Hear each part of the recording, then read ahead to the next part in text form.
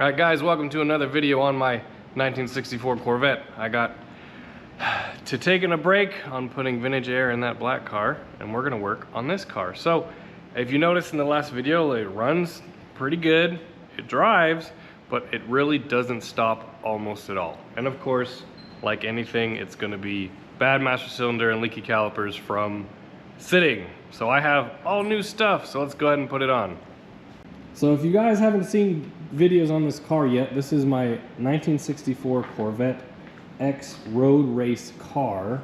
Now I want to show you these cool pictures that I was sent by a viewer. So these are pictures of the car in 1975. So obviously this car is far and away from being original and or numbers matching, so we're gonna have some fun with it. If you noticed in the last video, a couple things have changed. So new tires, it's good, because the other tires were ancient and didn't hold air very long. And also I have swapped out the old rusty side pipes for newer, less rusty side pipes. But we are making progress on it. But again, the car needs to be able to stop. That's the problem. So we're gonna get it up in the air today. We're gonna take a look at what we got and go from there. All right, so this isn't gonna be a 1000% in-depth, we're doing brakes on a Corvette video. It's gonna be very basic.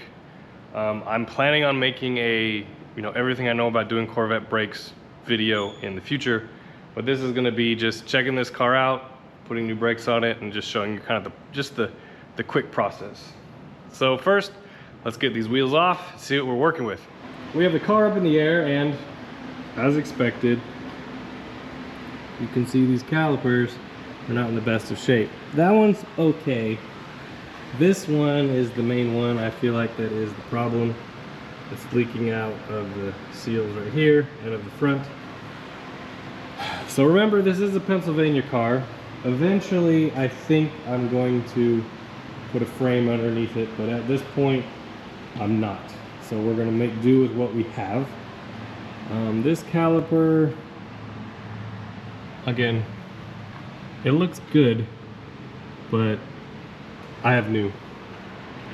And we'll go along this back end. Yeah, I've seen better. I've seen better. So I have basically all new stuff, so let's get that stuff out right now. Here we have all the parts that we are going to be putting on this 64. So I have to give a big shout out to Lone Star Caliper Company. That is the only place that I buy brakes from. You see online all the time, you have all these people that do brakes every year because their cars, they drive them, then they sit all winter, and then they're leaking out of the calipers because they buy cheap Reman AutoZone calipers or O'Reilly's calipers. See this red car? I've had the same brakes on that car for 12 years. They don't leak. Why? Because they're stainless steel O-ring sleeved calipers from Lone Star Caliper. The only place I buy brakes. I don't do brakes on cars unless they have these calipers on them. But we have new pads, new master cylinder, all 4 calipers brand new. And also an important thing to do is make sure you replace all these lines. We also have a brand new power brake booster. I've seen on the internet people that will replace calipers because they're leaking and then leave the factory rubber hoses. The problem is these things like to swell and then they close off. If the rubber in here is bad, the rubber in here is probably bad too. Just replace them. It's an extra like 25 bucks. Just do it. You're there, do it. Also, in the kit that you buy from Lone Star, they have all the new hardware. You don't necessarily have to buy this, but it's nice because it comes with it. So before I do anything else, like take the car apart, I like to load up these calipers and get them ready to go. So we're going to take the pins out, we're going to pop this out, and we're going to load up the pads inside of each one of them.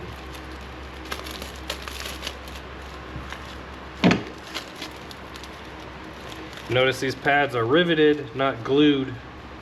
Much better quality, won't come apart. You might see when we take this other car apart, you might see that when we pull pads out that the pads will fall apart because they're riveted, because they're glued, not riveted, but we'll get there. Is this brake grease 100% necessary?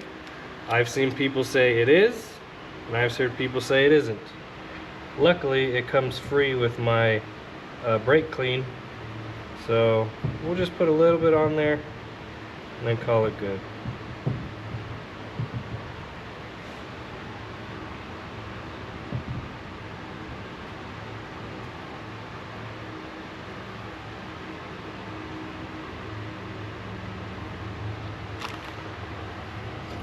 Remember, stopping material goes toward the inside.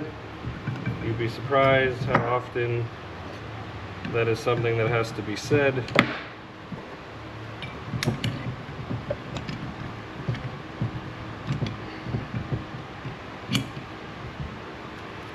And you get a cotter pin.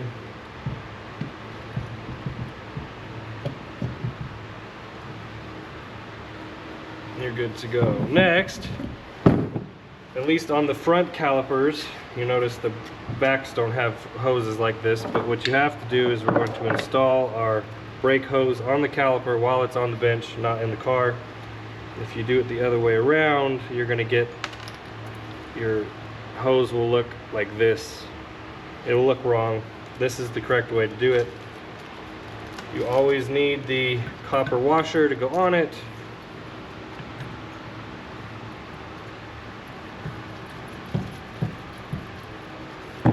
Spin it on, then you take your 5/8 wrench, you give it a tug. Now, you'll tighten these a little bit more once they're on the car and you can get a bit more leverage, but right now, this caliper is built, ready to go on. And then we're gonna do the rest the same way. Before we go and tear anything down, preferably like the day before, spray down all of these brake hose connections. We have one on that side,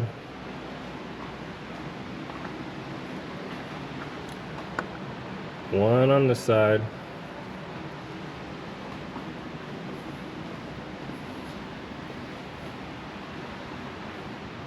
and then you're gonna want to come over here behind the trailing arm and spray down this one. So there's also this and then this, but in reality you don't really have to do that because all that's getting replaced, so you know that's no big deal. But you want to do the one back here on the frame because you know that one is going to come apart.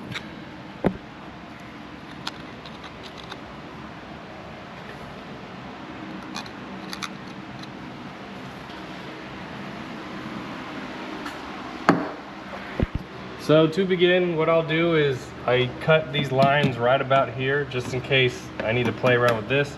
Now weirdly enough, these lines look fairly new-ish, new enough, but most of the time these lines are factory and they're garbage.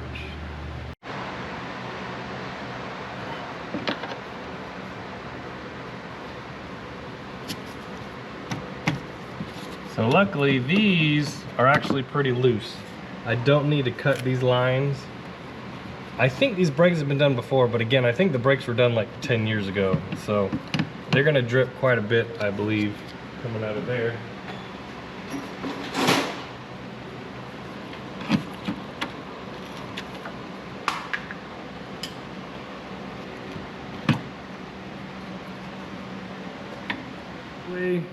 Easiest way to get these calipers out is to turn the caliper, turn the wheel all the way one side so you can access this side, and then get a big long wrench. You can also use an impact if you can fit it in there, and pop them in.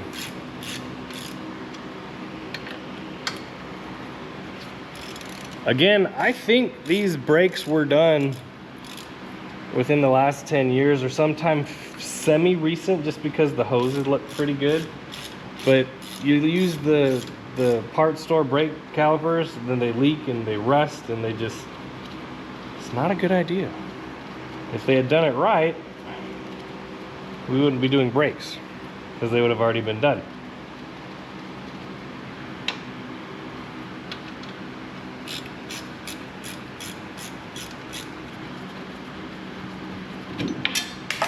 Oh, lost that.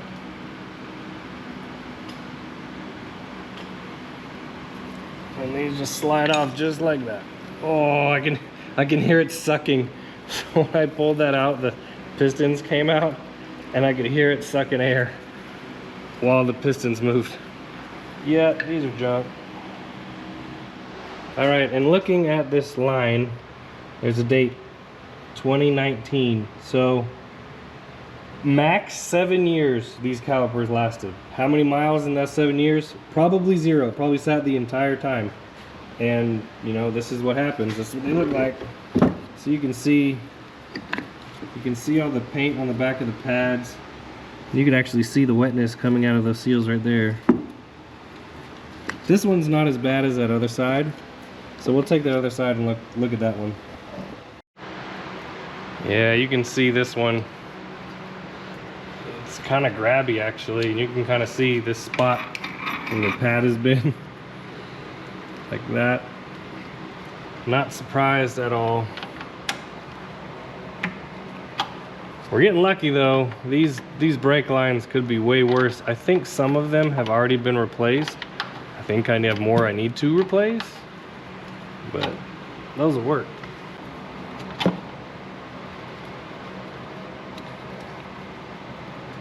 What is that? A piece of plywood. Why? I don't know. Alright, that has basically no brake fluid in it whatsoever. This line says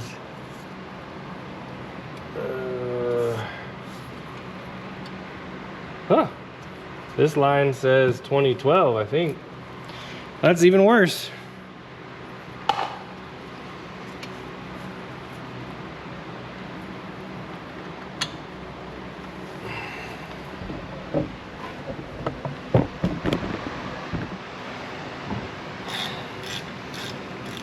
You can tell they're reman calipers because these bolts are shiny. Same with the bolts that hold on the calipers themselves. Oy. All right, let's see. You can hear this one sucking air. Yep. Oh no, leaking on the ground. Okay. Yeah, there. There's enough proof for you. Look at that. Oh. Yep, that one's pretty gross. Ooh. Yeah, I don't know if this is 2018 as well. 2018. So 1918 around then. But here's the thing. If one of them's leaking, they're all gonna be leaking or almost leaking. I see all the time on the internet people buy one caliper, replace one caliper at a time, and then they just let, if one of them's leaking, the other ones are not far behind. Like just change them all. Just change them all. Please don't, just save yourself a headache and change all of them, the lines and the calipers, all at the same time. So here on the back side, our tool of choice is going to be a 5/8 razor blade.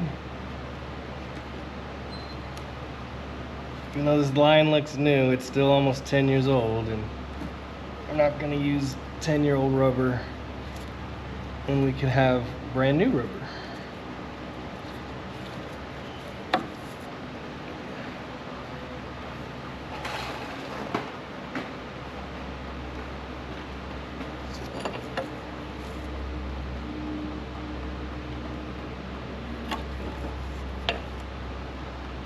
And then we've already sprayed this down. Again, this is 5/8, so that's going to be where we want to be.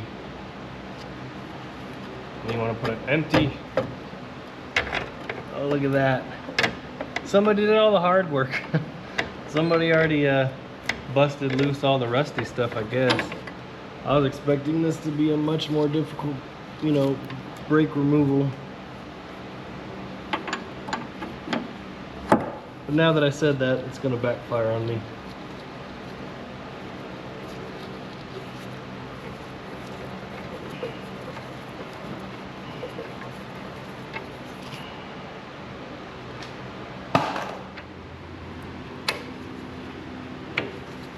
Yeah, these lines come off way too easy. I'm getting lucky. Somebody already fought it. I'll take it.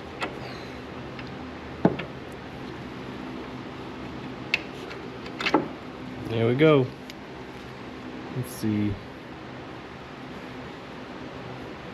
Yep, 2018 as well. So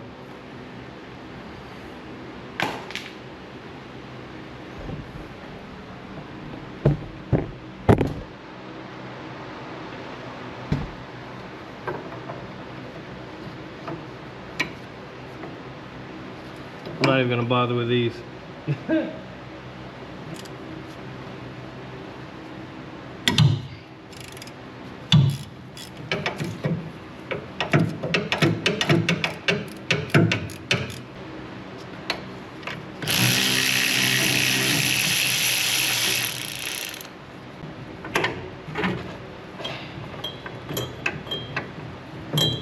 Oh, come on. Come on.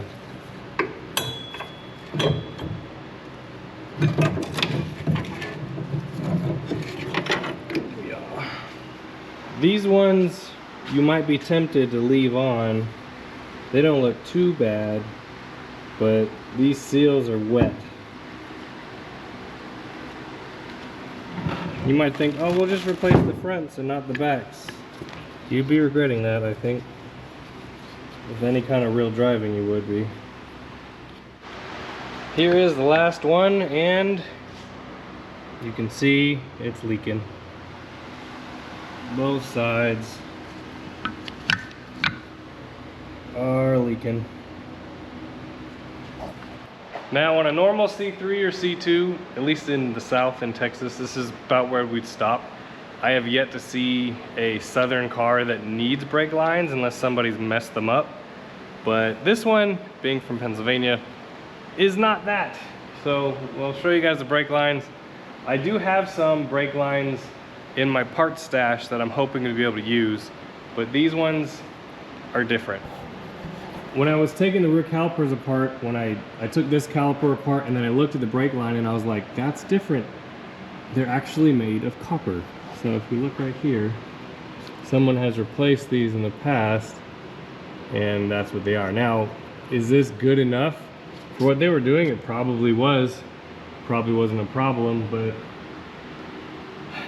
to me, it's just a little too homemade. And then there's also this.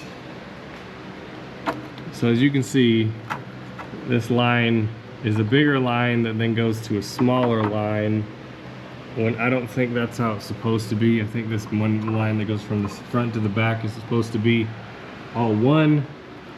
You know, do I need to do this? I don't know, because my proportioning valve is like way up in the front. You can't even see it, it's so far forward. There you go. Is that the factory position for a C2? Probably, but I need a line that goes from this end of the proportioning valve down the frame, through the cross member, and then up over this kick up. And the problem is, I don't think I can do that without pretty much replicating this again. Now, I don't see these as being compression fittings, I see these being as flare fittings, which technically, if you look at it, it's the same as this. So you have a big, you know, you have two flare fittings and a brass junction. There's really no problem with doing it this way. It's just, I don't like, does that make sense? Like, I want to make them look at least semi-new. So we're going to try to do that. That's going to be a project for tomorrow since I'm running out of time today. But so far, so good. We got parts ready to go on, and it didn't put up a fight, which I really thought it was going to.